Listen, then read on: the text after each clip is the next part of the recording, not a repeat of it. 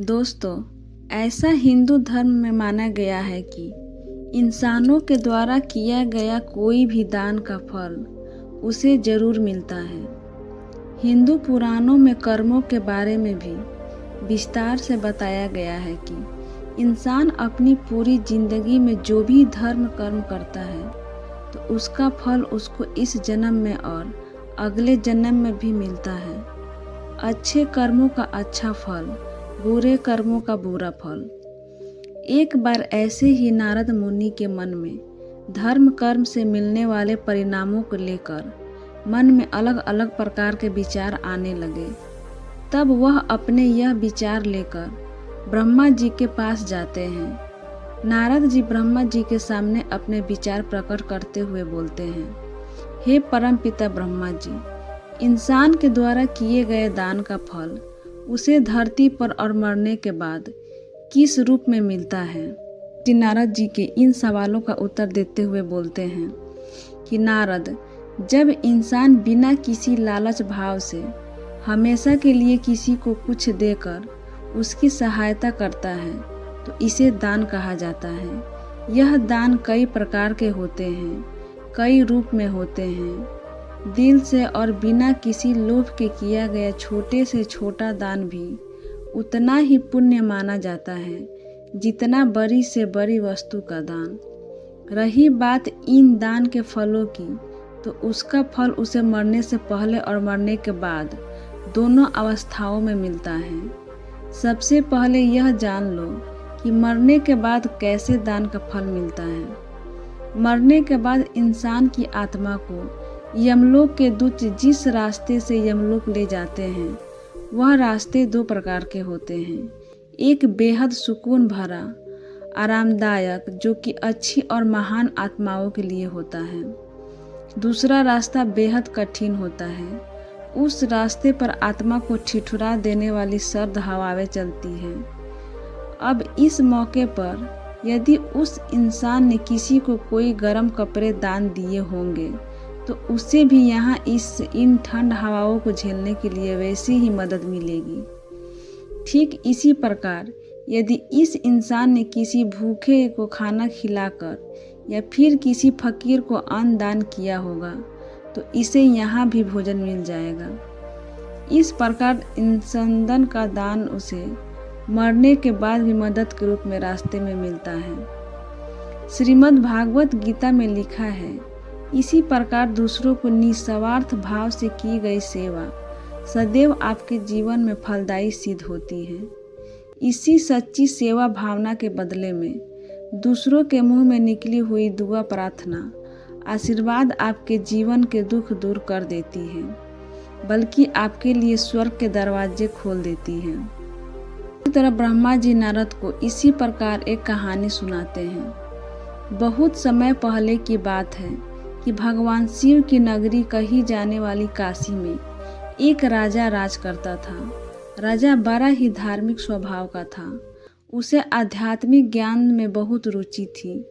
एक दिन राजा के मन में सवाल आया कि किसी भी इंसान मरने से तुरंत पहले और बाद में उसके शरीर के साथ क्या होता है। क्या सच में शरीर में कोई आत्मा होती है? यदि हाँ तो वो आत्मा कहाँ जाती है? क्या होता है आत्मा के साथ? अब राजा अपने इन सवालों को अगले दिन अपने दरबार में उपस्थित सभी लोगों के सामने रखता है।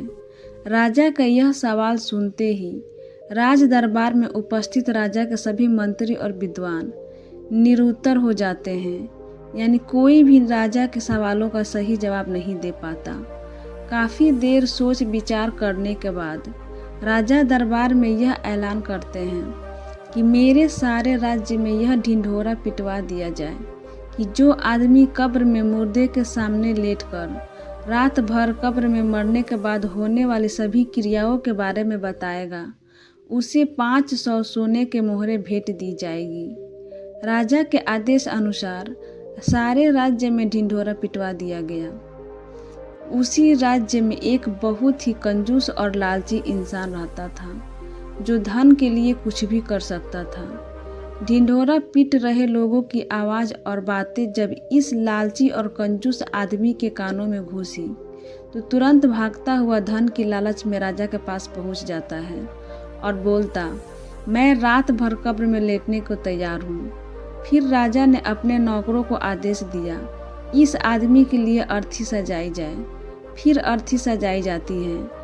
अब सब लोग उस आदमी को लेकर जाया जाता है। रास्ते में एक भिखारी उसी कब्र में लेटने वाले आदमी का दोस्त होता है। उस आदमी का पीछा करने लगता है। उस आदमी के पास आता है और बोलता है कि तुम तो अब मर जाओगे, तुम्हारे पास जो भी धन है मुझे दे दो। अब उस धन का क्या होगा? बार बार यही बोलकर वह भिखारी आदमी का दिमाग खाए जा रहा था। कंजूस के बार मना करने पर भी भिखारी ने उस कंजूस आदमी का पीछा नहीं छोड़ा और बार बार पैसा मांगने की रट लगाया जा रहा था। आखिर कंजूस जब एकदम परेशान हो गया तो उसने कब्रिस्तान में पड़े बादाम के छिलकों के एक ढेर में से मुट्ठी भर छिलके उठाए और उस फकीर को दे दिए। भिखारी वहां से चला गया। बाद में कंजूस को एक कब्र में एक मुर्दे के साथ लिटा दिया गया और ऊपर से पूरी कब्र बंद कर दी गई। कब्र में बस एक छोटे से छेद सिर के तरफ इस आशा के साथ कर दिया गया कि यह इसे सांस लेता रहे और अगली सुबह राजा को मरने के बाद का पूरा हाल सुनाए। सभी लोग कंजूस को उस कब्र में लिटाकर चले गए। रात होने पर एक सांप कब्र पर आया और छेद देखकर उसमें घुसने का प्रयत्न करने लगा। कब्र में इस प्रकार की हलचल को देख कंजूस समझ गया कि यह तो सांप है। कंजूस घबरा जाता है।